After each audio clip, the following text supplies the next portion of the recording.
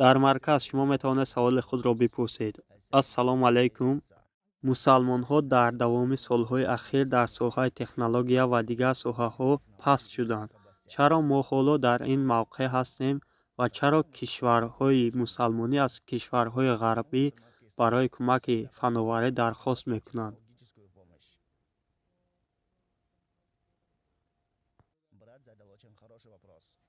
бародар, ин бисёр саволи хуб аст.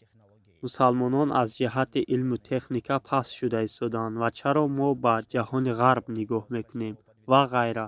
агар шумо таърихро хонед, пас аз асри 8 то 12 аврупоиҳо асрҳои тира номида шуданд. дар даврони тира барои аврупоиҳо шумо дастовардҳои мусалмонони араб дар он вақт аҷиб буд. он асри тиллоии илм буд ва агар ҳикояҳоро хонед, тавре ки ман қаблан гуфтам, шахсе ки аввалин харитаи ҷаҳонро сохтааст дар соли 1154 Али Туси буд ва инчунин математики пештар АОЭ медонистанд. баъд арабҳо омаданд ва онҳоро ихтироъ карданд ва нуқтаи даҳиро гузоштанд. аз ин сабаб аст мо дар арабӣ ҳисоб мекунем бо рақамҳои арабӣ мебошанд 1 2 3 4 5. ин рақамҳо рақамҳои арабӣ аст 1 2 3 4. онҳоро мусалмонон ихтироъ карданд. геометрия.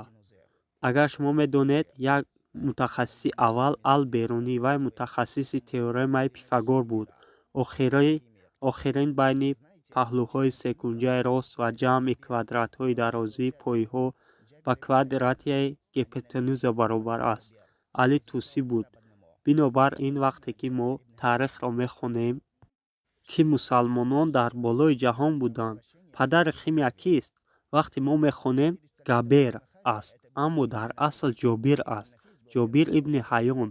онҳо дидаю дониста онро Габер номиданд, ки ғарбӣ садо медиҳад, аммо номаш Ҷобир ибни Ҳайён аст. дар мактабҳо мегӯянд шахсе ки гардиши хунро кашф кардааст Валиам Халиали аст, аммо 400 сол пеш Ибни Нафис буд. ӯ аввалин шахсе буд ки гардиши хунро кашф кард, аммо дар китобҳо навиштаанд ки Валиам Хаве, не ки касе намедонад Ибни Нафис кист. ва дар тиб Розия Муҳаммадҷонов ва фанҳои химия ва тиб буданд. Арастуи шарқӣ, ӯро Авитсена меноманд. онҳо ӯро ба тариқи ғарб номиданд. бинобар ин мо фикр мекунем ин мард аз ғарб аст, аммо дар асл номаш Ибни Сино буд. ман метавонам садҳо уламои мусалмонро номбар кунам, аммо ман ба шумо розӣ ҳастам. ман розӣ ҳастам ки мусалмонон ба қафо афтоданд. мо мусалмонҳо дар болои дунё будем, зеро он вақтҳо мо ба дин наздик будем ва ҳоло бошад мусалмонҳо аз дин ва оятҳои Қуръон дур шуданд ва ғарб пеш рафт.